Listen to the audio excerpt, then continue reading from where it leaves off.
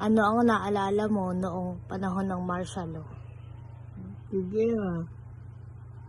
Tapos, higpit sa mga tao na bawal lumabas. Basta-basta. Base sa iyong karanasan, ano ang mga naging buhay ng mga Pilipino matapos ideklara ang martial law sa Pilipinas? Takot. Pangamba. Ano-ano ang mga naging aral na naiwan sa iyo ng panahon ng martial law? Takot. Kasi masyadong higpit ang mga military.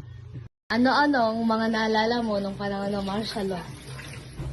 Naalala ko, nagkaroon ng curfew.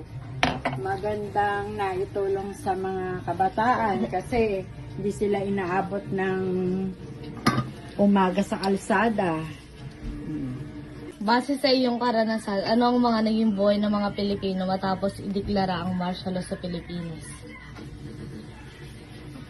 Naging tahimik. Naging tahimik. Ano-ano ang mga naging aral na naiwan sa iyo ng panahon ng martial law? Ang sa batas,